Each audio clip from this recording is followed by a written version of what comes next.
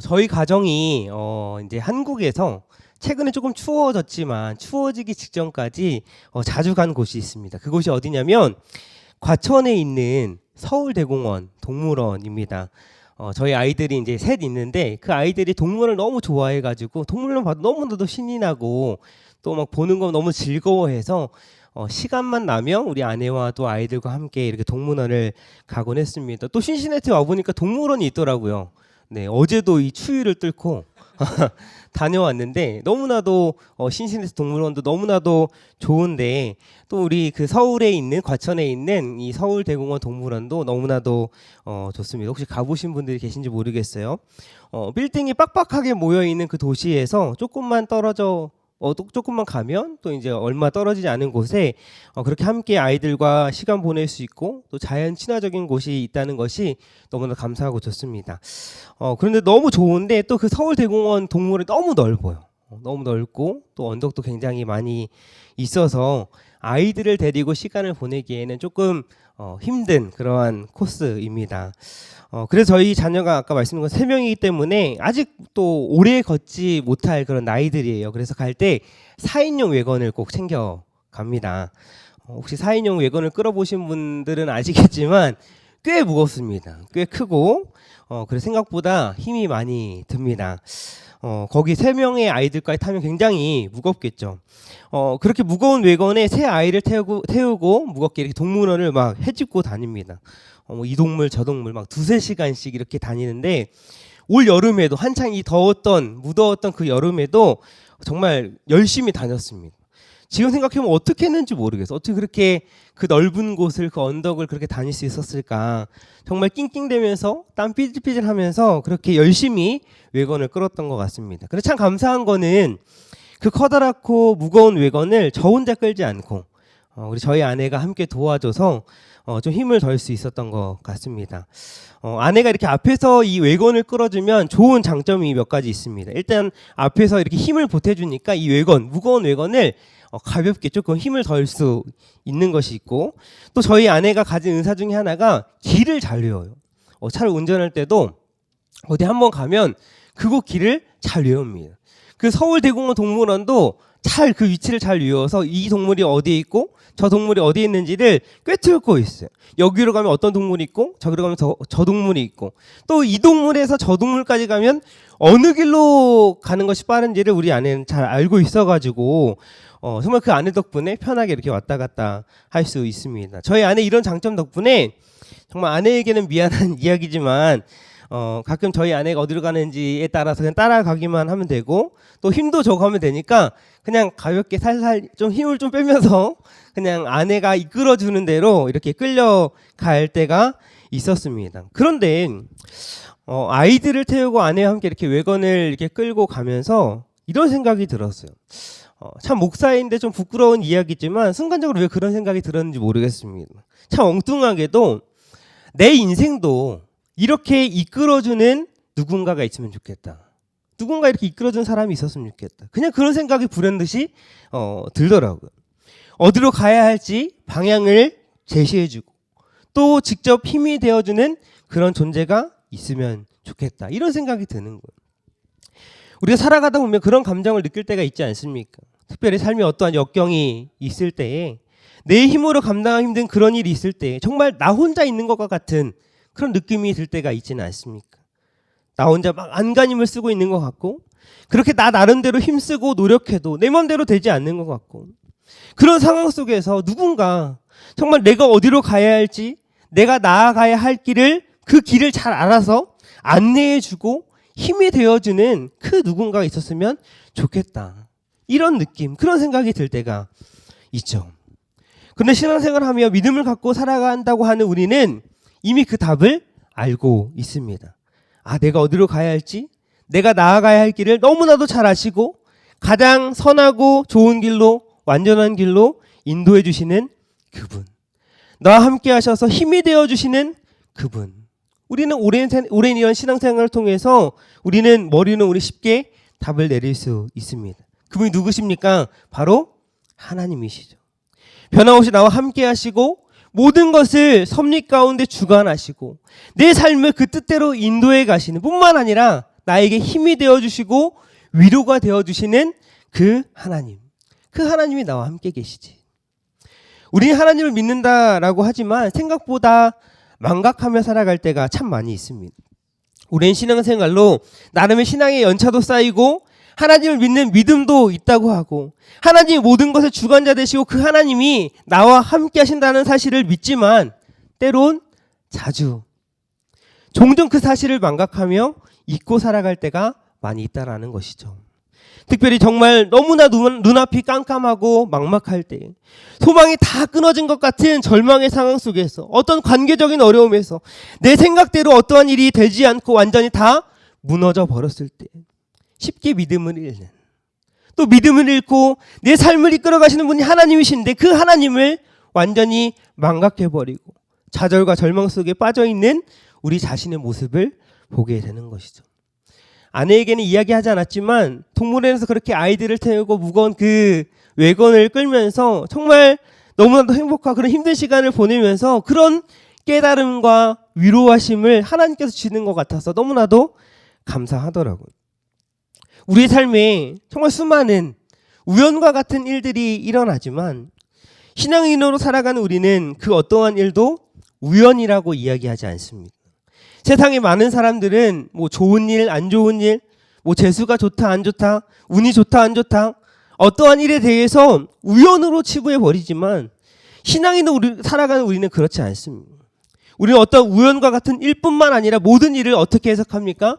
다 하나님의 섭리 안에 있다. 하나님의 섭리 안에서 이해하고 해석하죠. 우리의 삶은 그냥 그렇게 아무렇게나 정처 없이 흘러가는 삶이 아닙니다. 우리의 삶은 하나님께서 이끄시는 삶이다라는 것입니다. 때론 내 뜻과 다르게 흘러가는 그런 삶이라 할지라도, 때론 내 삶 가운데 내가 감당하기 힘든 그러한 삶이 펼쳐질지라도, 내 힘으로는 도저히 돌파해낼 수 없는 그러한 역경이, 고난이 내 삶에 눈앞에 찾아온다 할지라도 우리의 삶은 틀림없이 하나님께서 이끌어 가시는 삶인 줄 믿습니다. 성경에 보면 이 사실을 가장 극적으로 보여준 성경 인물이 있습니다. 그 사람은 바로 오늘 말씀에 등장하는 요셉이라고 하는 사람입니다. 요셉의 스토리는 우리가 너무나도 잘 알고 있죠. 어릴 적 이 요셉은 아버지의 사랑을 많이 받았지만 또 그 사랑으로 인해서 그로 인해서 형들의 이 시기와 질투를 받게 되고 결국에는 이방의 노예로 팔려가게 되고, 그 노예로 팔려간 그 상황에서 어떠한 일을 당합니까? 억울하게 누명을 쓰게 되고 결국엔 감옥에 갇히게 되고, 그런 어떠한 인생의 역전이 있습니까? 결국에는 한 나라를 좌지우지할 수 있는 2인자가 되는 이러한 일들을 우리 성경을 통해서 볼 수가 있죠. 이런 요셉의 스토리를 보면 그야말로 다이내믹하고 또 스펙타클하고 너무나도 드라마틱합니다. 아마도 많은 사람들이 요셉의 스토리를 보고 정말 내 삶이 정말 요셉의 삶처럼 됐으면 좋겠다. 왜요? 결과적으로 요셉이 경험했던 그런 인생 역전, 성공 스토리, 그런 삶의 이야기가 내 삶의 이야기가 되기를 바라는 것이죠. 그런데 요셉이 고난을 극복하고 결국 애굽의 총리가 돼서 그야말로 인생 역전을 경험하는 것, 그것만이 하나님의 그런 축복일까요? 저는 요셉의 삶이 어떤 그런 인생 역전을 경험한 것만이 하나님의 축복이다라고 생각하지 않습니다. 물론 그것도 축복이지만 요셉의 삶의 진짜 축복은 무엇입니까? 하나님께서 그가 고난의 때에든지 억울한 상황에 놓여 있든지 어떤 상황에서든지 요셉과 함께 하시고 요셉의 삶을 주관하시고 요셉의 나아가는 길을 형통케 하시고, 또 요셉 역시도 어떠한 삶을 살아갑니까? 하나님을 바라보고 하나님을 신뢰하고 자신의 삶을 이끄시는 그 하나님을 믿음으로 바라보고 그렇게 하나님과 동행하며 하나님의 은혜들을 경험하며 살았다는 것, 그것이 요셉의 삶의 축복인 것이죠. 우리는 이러나 저러나 요셉과 같은 삶을 살아가는 사람들입니다. 요셉처럼 우리도 살아가다 보면 우리의 힘으로 감당할 수 없는 너무나 힘든 일을 만나게 되죠. 특별히 사람과의 어떠한 관계적인 문제들, 또 내 생각과 다른 억울한 일들, 내 힘으로 어떻게 할 수 없는 여러 가지 상황과 환경들을 마주하게 됩니다. 앞으로도 우리 삶 가운데는 계속해서 그러한 일들을 마주하게 될 것입니다. 그런데 또 늘 힘든 삶이지만 너무나 또 감사하고 다행인 것은 그렇게 늘 힘든 삶만 있느냐? 또 그렇지도 않습니다. 요셉처럼 요셉과 같이 형통하게 되는 어떤 우리를 기분 좋게 만드는 일도 만나게 될 것입니다. 요셉의 인생처럼 진짜 완전히 드라마틱한 어떤 극적인 인생 역전은 아닐지라도 그의 버금가는 생각지도 못한 놀라운 그런 너무나 기쁘고 행복한 일을 우리는 만나게 될 거예요. 우리는 우리의 인생을 한 치 앞도 알 수 없고 어떻게 내 삶이 흘러갈지 우리는 전혀 알 수 없습니다. 그렇기 때문에 우리는 요셉과 같은 인생이 되어야 하는 것입니다. 세상의 가치관을 따라 내가 잘 되고 못 되는 것에 연연하지 않고 어떠한 눈에 보이는 상황에만 몰입해서 일희일비하지 않고 하나님의 주권과 섭리 속에서 내 삶을 주관하신 하나님과 동행하며 살아가기를 소망하고 그 하나님께서 나의 삶을 이끌어 가신다라는 그 믿음으로 실제로 하나님과 동행하는 삶을 살아야 하는 것입니다. 그것이 우리의 삶에 중요한 거예요. 다른 것이 중요한 것이 아닙니다. 이 땅에서 조금 성공하고 실패한 거 중요한 것이 아닙니다.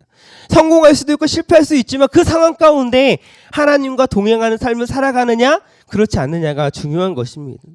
하나님의 섭리 가운데 있음을 믿고 하나님과 동행하는 삶, 그러한 삶이 가장 복된 삶임을 알고 하나님을 신뢰하는 그러한 삶, 그러한 삶을 살아갈 때 우리는 이 땅에서 놀랍게도 실패 없는 인생을 살아가게 되는 것입니다. 그렇다면 구체적으로 오늘 말씀을 통해서 우리에게 왜 우리의 삶에 하나님이 이끌어주시는 삶이라는 믿음이 왜 필요한가? 하나님의 섭리를 믿고 살아가는 인생이 왜 중요한가? 왜 어떤 상황에서든지 하나님을 신뢰하고 의지하는 삶을 살아야 하는지 그 이유를 오늘 말씀을 통해서 함께 살펴보기를 원합니다. 먼저는 우리의 삶이 하나님께서 이끄시는 삶이라는 그 믿음이 있을 때에 우리는 죄에 대해서 이겨낼 수 있습니다. 하나님 우리의 삶을 이끌어 가신다라는 그 믿음이 우리 가운데 있을 때에 죄가 우리를 주장하지 못하는 것입니다. 그래서 우리는 우리의 삶이 하나님께서 이끌어 가시는 삶이다라는 그 믿음이 필요한 것이죠. 창세기 50장을 보시면 요셉의 아버지 야곱이 시간이 흘러서 이제 죽게 됩니다. 야곱이 죽고 난 이후에 요셉의 형들이 어떻게 됩니까? 두려워서 벌벌 떨게 됩니다. 그동안에는 아버지가 살아계셔서 동생 요셉이 안갚음을 하지 않았는데 이제 아버지가 죽었으니 이제 큰일 났구나. 이 요셉이 우리에게 복수하겠구나. 이런 마음이 들어서 이런 염려가 들어서 두려워하기 시작한 것이죠. 그 두려움에 떠는 형들에게 요셉은 뭐라고 이야기합니까? 오늘 본문 19절 말씀을 보시면 이렇게 이야기해요. 요셉이 그들에게 이르되 두려워하지 마소서. 내가 하나님을 대신하리이까. 형들에게 지금 두려워하지 말라라는 것입니다. 내가 하나님을 대신할 수 없다라는 것이죠. 그 말은 무엇입니까? 요셉은 지금 자신이 하나님의 뜻을 거슬러서 하나님과의 뜻과 반대되는 일, 하나님이 기뻐하시지 않는 일을 자신이 하겠느냐라는 거예요. 과거의 형들의 악에 대해서 여전히 그것을 마음에 담아두고 악한 마음을 품어서 형들에게 복수하는 그런 하나님의 뜻과 반하는 그러한 죄를 짓지 않겠다라는 것입니다. 왜요? 내 삶이, 우리의 삶이, 우리 모든 것이 하나님의 뜻과 섭리 가운데 이루어진 것임을 믿기 때문에, 자신의 삶이 하나님께서 이끌어 가시는 삶이라는 그 사실을 믿기 때문에 그러한 죄를 범하지 않겠다라고 담대히 이야기하는 것입니다. 요셉은 그러한 하나님에 대한 믿음을 가지고 죄를 이기는 삶을 살았던 사람을 우리는 잘 알고 있습니다. 성경 우리에게 말씀해주고 있어요. 요셉이 특별히 39장에 보디발의 아내로부터 유혹을 당할 때 요셉은 뭐라고 이야기합니까? 창세기 39장 9절 말씀을 보시면 내가 어찌 이 큰 악을 행하여 하나님께 죄를 지으리이까. 세번역 성경으로는 내가 어찌 이런 나쁜 일을 저질러서 하나님을 거역하는 죄를 지을 수 있겠습니까? 라고 요셉은 그 보디발의 아내 유혹 속에서 이야기를 하는 것입니다. 무슨 말입니까? 하나님이 다 보고 계시는데, 하나님이 함께 하시는데, 내 삶을 주관하시는 분이 하나님이신데, 내 삶을 이끌어 가시는 분이 하나님이신데 내가 어찌 그 하나님 앞에서 죄를 지을 수 있겠습니까? 난 죄를 지을 수 없습니다 라고 이야기하는 것입니다. 그리고 어떻게 합니까? 보디발의 아내가 날마다 정말 매일매일 끈질기게 요셉을 유혹합니다. 그렇게 유혹을 해도 동침하지 않았을 뿐만 아니라 아예 함께 있지도 않았다. 왜요? 함께 하신 그 하나님을 바라보았기 때문에, 자신의 삶을 이끄시는 그 하나님을 바라보았기 때문에 조금의 틈도 주지 않은 것입니다. 죄를 완전히 끊어낸 것입니다. 죄를 이기고 하나님이 기뻐하시는 그런 선택을 한 것입니다. 사랑하는 성도님들, 하나님 우리와 함께 하십니다. 하나님께서 내 삶을 이끌어 가신다는 그 믿음이 있을 때에 우리는 죄에 대해서 담대하게 끊어낼 수 있는 것입니다. 하나님을 믿는 믿음으로 살아갈 때 죄가 우리를 주장하지 못하는 것입니다. 죄가 더 이상 우리를 주장하지 못해요. 하나님의 지배 아래 살아가면 죄는 우리를 지배하지 못합니다. 하나님의 그러한 지배 아래 우리가 살아가면 살아갈수록, 하나님의 영향력 아래 살아가면 살아갈수록 죄는 우리를 어떻게 하지 못하는 것입니다. 죄를 우리를 어떤 누르지를 못하는 것입니다. 예수님의 십자가의 죽으심과 부활로 말미암아 우리는 어떻게 되었습니까? 죄 가운데 살아가던 우리가 예수 그리스도를 믿는 믿음으로 말미암아 이제는 더 이상 죄 가운데 율법 아래 살아가는 것이 아니라 은혜 아래 살아가게 되었습니다. 그 믿음을 통해서 우리는 더 이상 죄가 우리를 주장하지 않는 삶을 살아가게 된 것입니다. 우리 사랑하는 성도님들, 어떠한 죄의 유혹에 여러분의 마음이 흔들리고 계십니까? 남을 미워하는 죄? 내가 받은 불이익만큼 내가 꼭 복수하리라, 그런 마음을 품는 죄? 어떠한 것이 우리 성도님들의 믿음을 연약하게 만들고 우리 사랑하는 성도님의 마음을, 그 중심을 흔들고 있습니까? 요셉과 같이 하나님께 내 삶을 이끌어 가시는 믿는 그 믿음이 우리 안에 있어서 순간순간 죄가 우리를 주장하려고 하는 것을 끊어내고 승리하며 살아가시는 우리 성도들 되시기를 주님의 이름으로 축복합니다. 죄가 우리를 주장하고 죄 가운데 살아가면 우리는 불안한 삶을 살아갈 수밖에 없어요. 두려운 삶을 살아갈 수밖에 없습니다. 죄가 기본적으로 우리에게 주는 마음은 무엇입니까? 불안, 두려움, 염려, 걱정, 또 미워하는 마음, 복수하고 싶어하는 마음, 그런 마음을 갖고 살아가게 하는 것이죠. 그런 마음을 갖고 살아갈 때 결국 손해보는 것은 누구인지 아십니까? 그 마음을 가지고 살아가는 나 자신이 손해보는 것입니다. 그 마음을 갖고 살아가는 그 사람 자신이 손해보는 것입니다. 그런 반대로 하나님의 섭리 안에서 하나님을 믿는 믿음으로 살아갈 때에 죄를 이겨내고 뿐만 아니라 어떤 상황에서든지 담대하게 하나님께서 주시는 은혜들을 누리며 살아갈 수 있는 것입니다. 다니엘의 세 친구들이 왕이 세운 금신상에 절하지 않으므로 풀무불에 던져질 위기에 처하게 됩니다. 근데 그들이 그러한 상황 속에서도 왕에게 뭐라고 이야기합니까? 우리가 더 이상 대답할 필요가 없습니다. 우리가 섬기는 하나님이 계시다면 우리를 그 맹렬히 타는 풀무불 가운데서 능히 건져내실 것이고 왕의 손에서도 건져내실 것입니다. 그러면서 뭐라고 이야기합니까? 우리가 너무나 잘 아는 그렇게 하지 아니하실지라도 우리는 왕의 금신상에 절하지 않을 것입니다. 하나님을 신뢰함으로 어떻게 될지 모르는 그러한 불확실한 상황 속에서도 담대하게 죄를 짓지 않겠습니다 라고 이야기하는 것입니다. 우리에게는 너무나도 분명한, 또 어떤 상황에서든지 죄를 이기며 담대할 수 있는 근거를 우리에게 주셨습니다. 죄를 이기신 그 예수님을 통해서 변함없이 우리와 함께 하시는 그 하나님, 우리의 삶을 이끌어 주신 하나님, 우리의 삶이 하나님의 뜻과 섭리 안에 있다는 사실을 믿는 그 믿음이 우리 안에 있다면 우리는 현재 우리 앞에 어떠한 상황에 놓여 있든지 간에 죄를 이기며 어떤 상황에서든지 담대할 수 있는 것입니다. 우리 모든 상황 속에서 우리 삶을 이끄시는 그 하나님, 모든 문제 해결자 되시는 그 하나님을 신뢰하며 죄를 이기며 담대하게 살아가시는 우리 성도님들 되시기를 주님의 이름으로 축복합니다. 또한 두 번째로, 하나님이 이끄시는 삶이라는 믿음이 우리에게 있을 때에 우리는 우리 앞에 놓인 상황과 한계를 뛰어넘을 수 있습니다. 우리의 삶을 하나님께 이끌어 주신다라는 그런 믿음이 우리 안에 있을 때에 인간적인 생각의 어떠한 그 한계, 그 상황을 뛰어넘을 수 있다라는 것입니다. 야곱이 죽고 나서 혹시나 요셉이 미워하는 마음, 복수하는 마음으로 이 형들은 자신에게 복수하지 않을까 너무나도 두려워하는 거예요. 두려운 마음의 형들은 요셉의 마음을 확인하기 위해 사람을 보냅니다. 그리고 막 그 돌아가신 아버지의 이름을 막 빌려가면서 요셉에게 용서를 구합니다. 그런데 사실 이미 요셉은 형들에게 그 자신의 정체를 드러냈을 때부터 이야기했어요. 창세기 45장 5절 말씀을 보면 요셉이 이렇게 이야기합니다. 당신들이 나를 이곳에 팔았다고 해서 근심하지 마소서, 한탄하지 마소서. 하나님이 생명을 구원하시려고 나를 당신들보다 먼저 보내셨나이다. 무슨 말입니까? 형들, 과거의 나를 애굽으로 노예로 팔아넘겼다고 두려워하지 마세요. 걱정하지 마세요. 한탄하지도 마세요. 제가 여기에 온 것 형들이 보낸 것 같지만 사실 형들이 보낸 게 아니에요. 형들이 보낸 게 아니라 나와 함께 하시는 그 하나님, 그 하나님이 나를 이끌어 주셔서 저를 먼저 이곳으로 보내신 거예요. 그러니까 형들은 두려워할 필요 없어요. 걱정할 필요 없어요. 저 형들에게 복수할 마음 조금도 없어요 라고 이렇게 먼저 이야기한 거예요.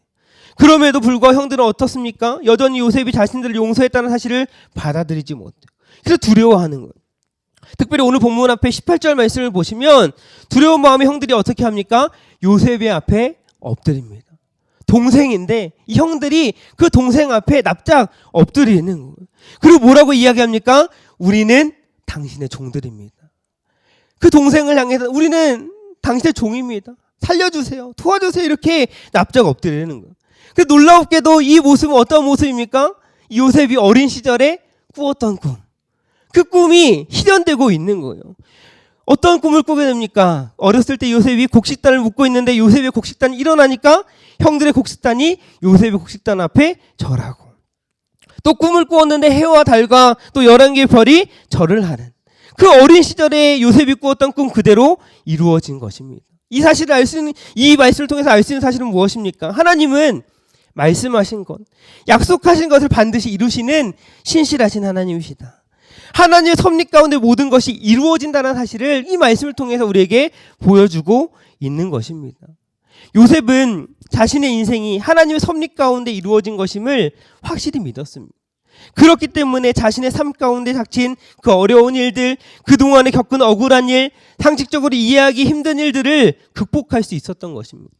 자신을 궁지에 빠뜨리고 죽이려 하고 자신을 애굽으로 판, 그렇게 나에게 악을 행했던 그런 형들까지도 용서할 수 있었던 것입니다.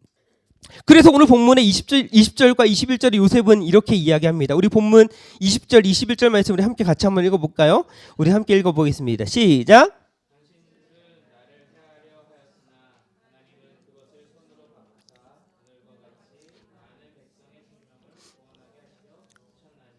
당신들은 두려워하지 마소서. 내가 당신들과 당신들의 자녀를 기르리이다 하고 그들을 간곡한 말로 위로하였더라. 아멘.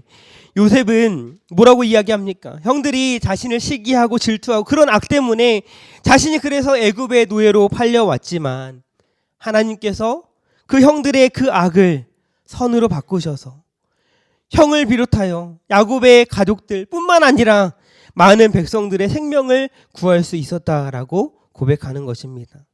사람이 계획해서 이렇게 된 것도 아니고 또 우연히 된 것도 아니고 모든 만물의 주관자이신 하나님께서 형들의 악한 계획까지도 하나님의 선한 도구로 사용하셨다라는 것입니다. 물론 요셉의 지난날의 삶을 보면 너무나도 힘들었을 거예요. 너무나도 상처받은 그런 일들이 너무나도 많이 있었을 것입니다. 성경 인물 중에 가장 살면서 상처가 많은 사람을 꼽으라고 하면 단연 요셉을 꼽을 것입니다. 보통 사람들이라면 순탄하지 않은 이러한 삶, 이해할 수 없는 그 순간들, 억울한 순간들을 겪으면서 원망도 많이 하고 그러면서 우울해하고 자신이 이렇게 위험에 빠뜨린 그런 사람들을 너무나 미워하고 꼭 내가 복수하겠다라는 그러한 마음을 가졌을 것입니다. 그러나 하나님의 섭리 가운데 이렇게 하나님께서 선하게 인도하셨기 때문에 형들이 지은 죄에 대해서 그러한 인간의 어떠한 한계를 뛰어넘어 도저히 용서할 수 없는 그 형들을 요셉은 용서할 수 있었던 것입니다. 뿐만 아니라 요셉이 형들에게 무엇을 약속합니까? 내가 형들의 자녀들까지 내가 책임지겠다. 내가 기르리이다. 라고 하면서 그들을 간곡한 말로 위로하였다라고 21절에 말씀하고 있어요. 진심으로 요셉이 그들을 위로하였다라는 것입니다. 한번 생각해 볼까요? 일반적인 사람이라면 이게 가능한 일입니까? 피를 나눈 형제라고 하지만 그동안에 그 형들이 했던 걸 생각하면 저라면 그렇게 못할 것 같아요. 형들을 책임지고 형들의 자녀들까지 책임지고 이렇게 위로하는 말을 하는 것 너무나도 쉽지 않을 것 같아요. 사람은 어떻습니까? 미워하고 원망해보면 어떻습니까? 용서하고 싶어도 용서가 잘 되지 않아요. 사람은 또 쉽게 원망합니다. 상황에 따라 누군가를 쉽게 용서하는 것, 원망하기를 그치는 것 쉽지 않습니다. 나에게 상처를 준 그 사람의 이름만 생각해도 어때요? 그 얼굴만 떠올려도 용서하고 싶지 않아요. 용서하고 싶은 마음이 쏙 들어갑니다. 원망하는 마음이 더욱 커져가고 용서하고 싶은 마음은 온데간데 없이 사라져 버리는 거예요. 그런데 내 삶이 하나님의 인도하심 가운데 나아가는 삶이라는 그 확신, 내 삶이 하나님의 섭리 안에 있다라는 그 믿음이 우리 안에 있고 그러한 믿음을 살아가는 사람은 어떨까요? 원망하지 않습니다. 상황에 따라 쉽게 원망하지 않아요. 잠깐 원망할 수 있겠지만, 잠깐 염려할 수 있겠지만 그것으로 끝나지 않고 내 삶을 이끌어 가시는 그 하나님을 바라보고 기도하는 것입니다. 또 모든 것을 주관하신 분이 하나님이시라는 믿음이 있으니까 인간적인 생각을 용서할 수 없는 그런 사람까지도 용서할 수 있는 것입니다. 하나님의 원대한 계획하신 가운데 내 삶이 이루어져 가고 있다는 사실을 우리는 망각해버리기 때문에 어떠한 상황에서 쉽게 무너져 버리는 것입니다. 원망하고 불평하고 용서하지 못하고 위협하고 복수하려 하고, 그런 우리 안에 어떤 쓴뿌리들이 막 올라오는 것입니다. 그러나 내 삶이 정말 하나님이 이끌어주신 삶이라는 그 믿음이 확신이 우리 안에 있다면, 그 믿음 우리 안에 있다면 상황에 따라 일희일비하지 않는 것입니다. 인간의 어떤 감정의 한계를 뛰어넘을 수 있는 것입니다. 일제히 강점기 때에 손양원 목사님이라는 분이 계셨습니다. 한 번쯤 아마 들어보셨을 거예요. 정말 이 손양원 목사님은 예수님의 사랑으로 삶을 실천했던 그런 분이십니다. 특별히 이 손양원 목사님은 한센병 환자를 돌보는 그런 일들을 하셨는데요. 이 목사님 사역하실 때 우리나라 상황은 굉장히 쉽지 않았습니다. 그 시기가 언제냐면 우리가 이 일제 치하로부터 광복하게 되고, 그리고 6.25 전쟁 일어나기 직전의 일이었으니까 그 시대적 상황이 아마 우리가 겪지 않아도 어떤 상황이었을지를 우리가 쉽게 떠올릴 수 있을 것입니다. 너무나도 어수선하고 여러모로 정신없는 그런 상황이었을 것입니다. 자익과 우익이 서로 대립하고 뭔가 세상이 이상하게 돌아가는 것 같은 것이 느껴지는 그러한 시기였을 거예요. 그런데 그때 어떤 일이 벌어지냐면, 특별히 그 여수 순천 지역에 많은 사람들이 죽고 다치는 그런 사건이 일어나게 됩니다. 그때 안타깝게도 이 손양원 목사님의 사랑하는 두 아들을 잃게 됩니다. 아들을 잃는 그 슬픔, 정말 그 어떤 슬픔과 비교할 수 없죠. 생각도 하기 싫지만 저에게 두 아들이 있는데 그 아들을 잃는다? 정말 생각도 하기 싫습니다. 그 아들을 잃은 그 슬픔은 너무나도 큰 슬픔이었을 것입니다. 말로 표현할 수 없이 너무나 슬프고 너무 화가 나고 너무 분노를 갖는 것이 당연한데, 물론 이 손 목사님도 뭐 슬퍼하기도 하고 분노하기도 하는데, 근데 이 손 목사님이 어떻게 하느냐, 나중에 이 손양원 목사님이 자신의 두 아들을 죽인 가해자를 알게 됩니다. 그런데 놀라운 것은 그 가해자들이 누군지 알게 되는데, 오히려 그 가해자들이 사형당하지 않도록 살리기 위해서 막 탄원서도 내고 그렇게 도와줬다라고 해요. 더 놀라운 것은 그 가해자 중 한 사람이 죽은 아들과 같은 나이였다라고 합니다. 그 사람이 안재선이라고 하는 사람인데, 그 안재선이라고 하는 자신의 아들을 그 죽인 사람을 용서한 것뿐만 아니라 이 손 목사님이 어떻게 하느냐, 양아들로 삼게 됩니다. 그러면서 이제 나중에 두 아들, 이제 세상을 떠난 이제 하늘나라에 간 그 아들의 장례식을 치르면서 그 장례식에서 두 아들의 순교에 대해서 어떻게 표현하느냐, 너무나도 감사하다라는 거예요. 하나도 아닌 그 두 아들을 순교할 수 있게 허락하신 하나님께 감사하다라는 거예요. 또 그 두 아들을 죽인 그 원수를 양아들로 삼게 하신 것도 너무나도 자기에게 어떠한 분에 넘치는 복이다라고 표현하면서 하나님께 감사합니다. 하나님 감사합니다. 라고 이렇게 표현한 것을 볼 수 있습니다. 어떻게 이럴 수 있을까? 어떤 사람은 손 목사님에 대해서 제정신이 아니라고 생각할 수 있을 것입니다. 또 어떤 사람은 정신승리라고 이야기할 수도 있겠죠. 그러나 이 손 목사님 이렇게 말도 안 되는 감사의 고백을 하고 원수까지도 사랑하고 그 원수를 양아들로 삼을 수 있었던 것은 무엇입니까? 바로 하나님의 주권과 섭리를 믿었기 때문입니다. 모든 것이 하나님의 섭리 가운데 이루어진다는 사실을 믿었기 때문에 내 삶을 이끄시는 분이 하나님이심을 믿고 그 하나님을 신뢰하였기 때문에, 하나님을 그런 믿음으로 바라보았기 때문에 정말 용서할 수 없는 그 원수, 그 사랑이라는 단어를 갖다 붙일 수도 없는 그 원수를 양아들로 삼을 수 있었던 것입니다. 내 삶을 이끄시는 하나님을 신뢰할 때에 인간의 한계를 뛰어넘을 수 있는 것입니다. 사람이 해결할 수 없는 그 마음의 문제, 어떤 마음의 상처와 아픔까지도 이겨낼 수 있는 것입니다. 상황을 바라보지 않고 하나님을 바라보고 내 삶을 마치 퍼즐 맞추듯이 맞추어 가시는 그 하나님의 섭리, 하나님의 이끄심, 지금까지 나의 삶을 이끌어 오셨고 앞으로 나의 삶을 이끌어 가실 그 하나님의 나라를, 하나님을 바라볼 때에 과거의 어떠한 상황, 그것이 지금 전혀 문제가 되지 않는 것입니다. 하나님에 대한 인식, 하나님에 대한 신뢰, 그 믿음이 인간적인 한계를 뛰어넘게 하는 것입니다. 우리는 하나님의 큰 그림 안에 살아가는 사람들입니다. 흔히 우리가 뭐 큰 그림 그린다라고 이야기를 하죠. 우리는 하나님의 큰 그림 가운데 살아가는 사람들이에요. 하나님의 그 큰 그림, 하나님께서 우리에게 허락하신 그 하나님의 나라, 그 하나님 나라 안에서 때론 내 삶 가운데 예기치 않은 고난이 찾아온다 할지라도 세상의 어떤 사람들과 다르게 다른 반응을 우리는 나아갈 수 있게 되는 것입니다. 또 그 상황을 뛰어넘는 그 은혜를 경험하게 되는 것입니다. 우리 하나님은 어떠한 분이십니까? 우리 하나님은 우리의 한계를 뛰어넘어 일하시는 하나님이십니다.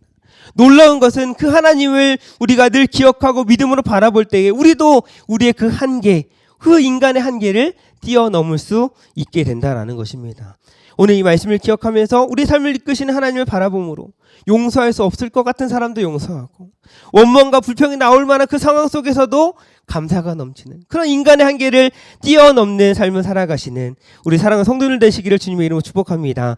마지막으로 우리가 늘 우리의 삶이 하나님께서 이끄시는 삶임을 기억해야 하는 이유는 그러한 믿음이 우리에게 있을 때에 하나님께서 우리에게 맡겨주신 사명을 잘 감당할 수 있다라는 거예요. 우리의 삶이 하나님께서 이끌어 가시는 그런 삶이다라는 그 믿음이 우리 안에 있을 때에 하나님께서 우리에게 맡겨주신 사명이 무엇인지도 알고 그 사명을 잘 감당하게 된다라는 것입니다. 다시 오늘 본문 20절 말씀을 보시면 요셉은 이야기합니다. 하나님께서 자신의 삶을 이끄셔서 나를 통해 많은 백성의 생명을 구원하셨다. 많은 사람의 생명을 살리셨다라고 요셉은 이야기하는 거예요.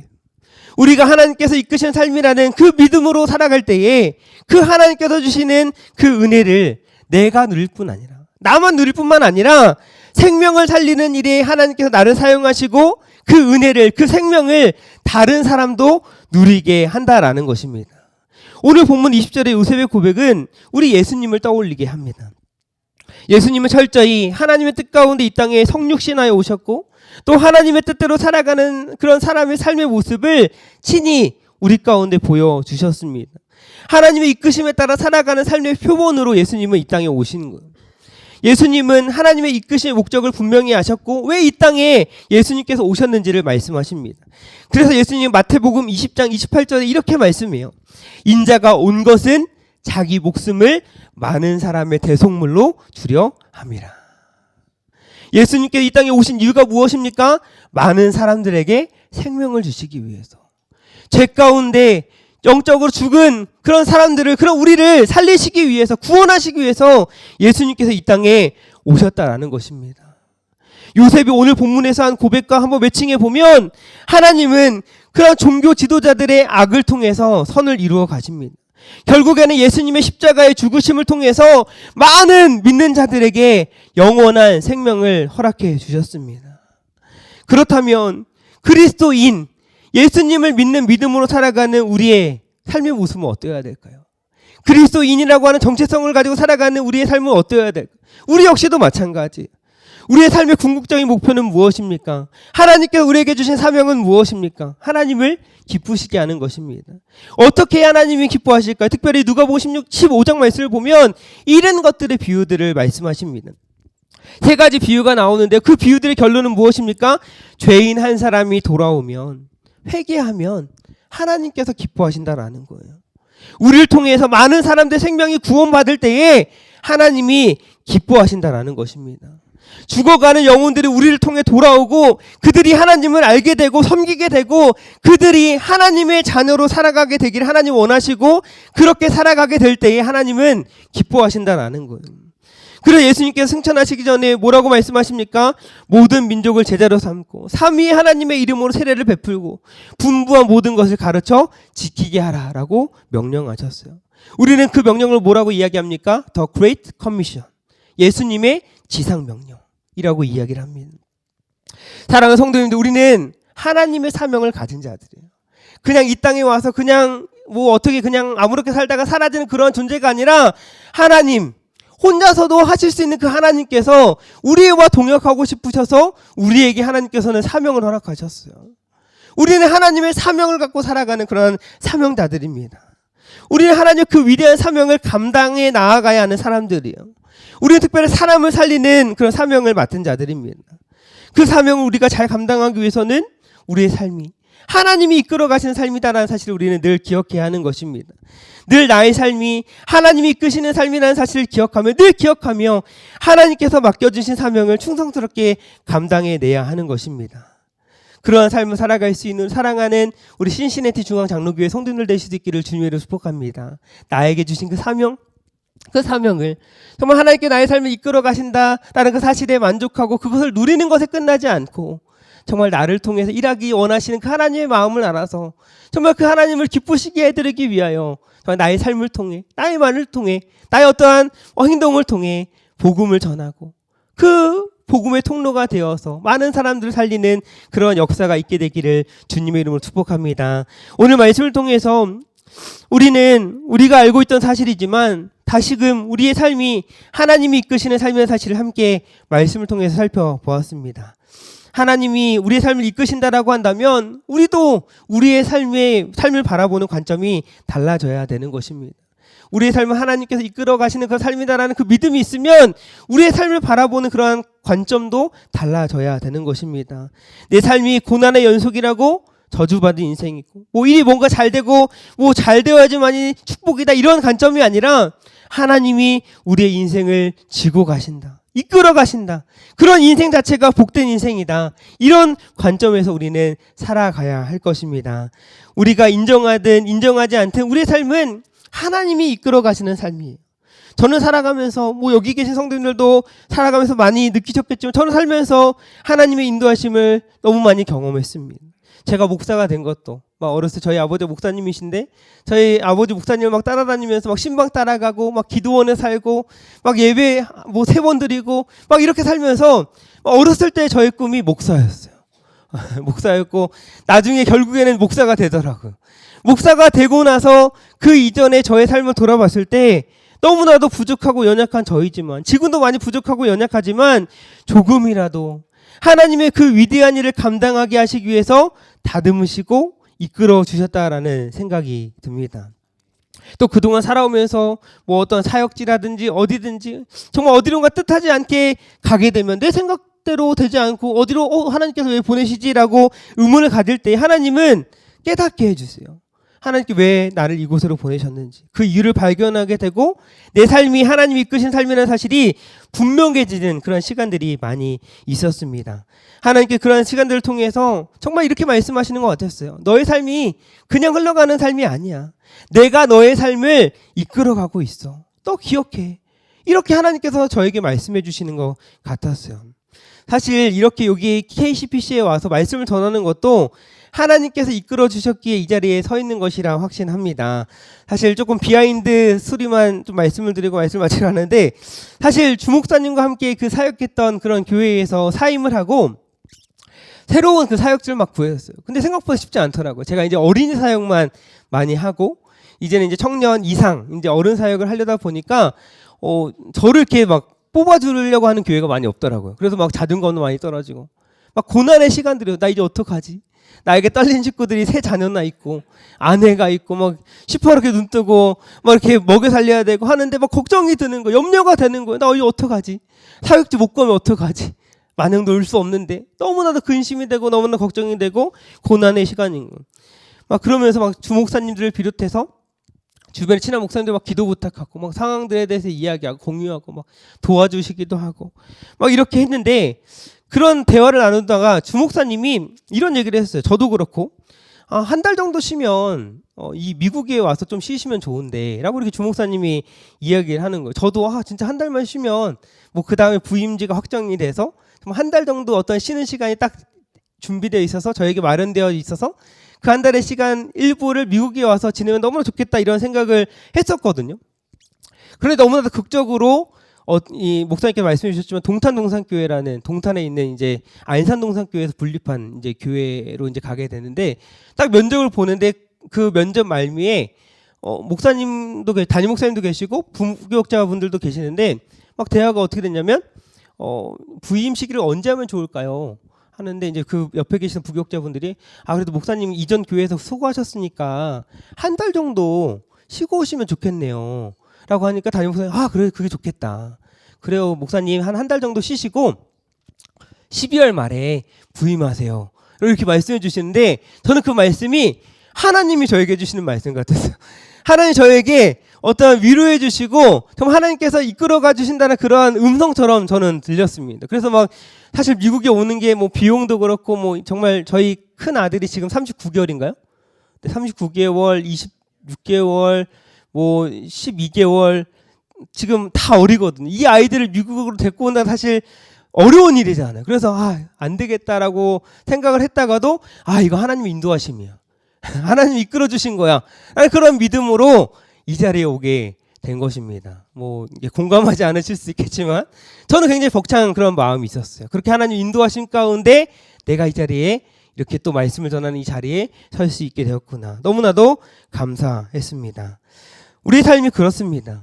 하나님께서 정말 우리가 생각하지 못한 그런 방법으로 우리를 인도해 가시고 우리가 정말 생각지도 못한 그러한 길로 하나님은 이끌어 가세요. 우리가 정말 우리의 삶이 하나님이 이끌어 가시는 그런 삶이다라고 한다면 너무나도 기대가 되지 않습니까? 하나님이 우리의 삶을 어떻게 이끌어 가실지. 때로 우리 앞에 정말 벽과 같은 그런 어려움들이 우리 가운데 있다 할지라도 염려되지 않아요. 걱정하지 않아요. 그냥 그 벽 앞에서 마냥 좌절하지 않습니다. 왜요? 하나님께서 그것을 뛰어넘게 하실 것이기 때문에. 하나님께 우리를 이끌어 가실 것이기 때문에 기대가 되는 거예요. 사실 우리가 삶 속에서 고난하면은 뭐 고난도 축복이다. 이 말이 정말 고난 중에 있을 때는 와닿지가 않아요. 너무나도 힘듭니다. 그런데 나중에 돌이켜봤을 땐 그게 맞구나. 고난이 축복이구나. 하나의 고난 가운데 하나님의 일하심을 경험할 수 있구나. 고난의 상황을 경험했기 때문에 후에 하나님께서 은혜를 주셨을 때에 그것이 당연한 것이 아니구나. 하나님의 은혜구나. 하나님께서 우리에게 주신 은혜가 얼마나 큰지를 알 수 있게 되는 것이죠.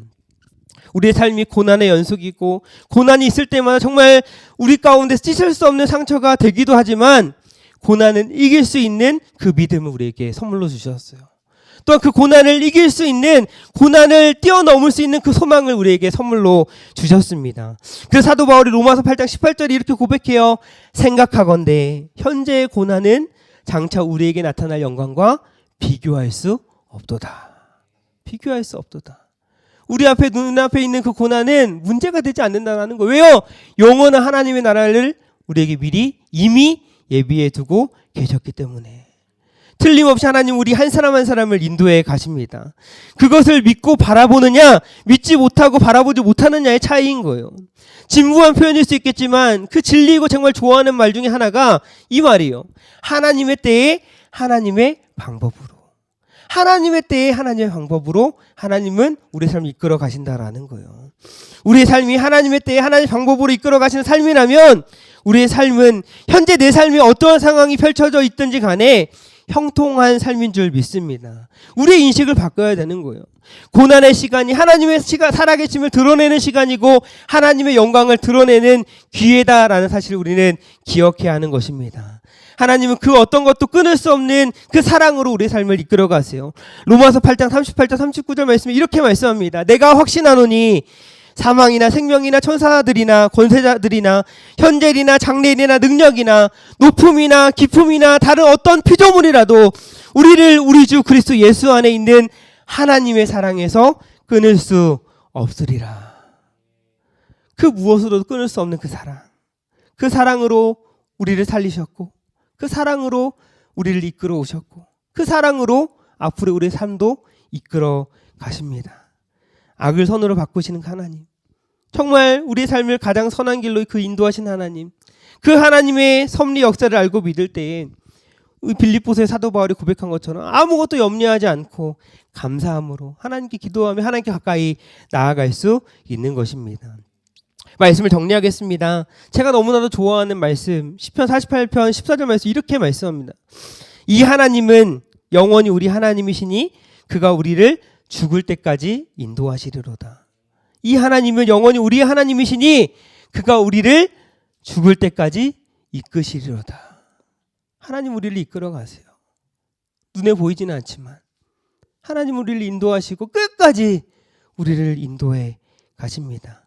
우리의 삶을 이끌어 가시고 우리의 가정을 이끌어 가시고 우리의 교회를 이끌어 가세요. 정말 내 삶 가운데 정말 절망의 끝이고 밑바닥이라 생각하는 그 순간 가운데도 하나님은 일하고 계세요. 그 완전한 그 영원한 사랑으로 우리를 인도하시고 이끌어 가십니다. 우리의 삶이 하나님께서 이끄시는 삶이라면 우리는 죄를 이기며 담대하게 살아갈 수 있습니다. 우리는 고통 가운데서 감사의 고백을, 또 슬픔과 절망 가운데서도 기쁨으로 살아갈 수 있습니다. 또 하나님께서 이끄시는 삶이라면 인간적인 한계를 뛰어넘을 수 있는 거예요. 용서하고 사랑하고.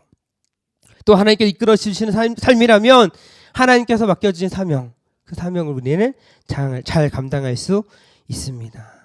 하나님 우리를 사용하셔서 하나님의 나라를 이루어가길 원하시고 우리를 통해 큰 일을 이루어 가시는 분이세요. 오늘 말씀을 통해서 우리의 삶을 이끌어 주신 그 하나님을 신뢰함으로 그 하나님의 사랑과 은혜를 받은 사람답게 그 예수님의 사랑을 실천하며 살아가시는 저와 우리 사랑하는 우리 신시내티 중앙장로교회 성도님들 되시기를 주님의 이름으로 축복합니다.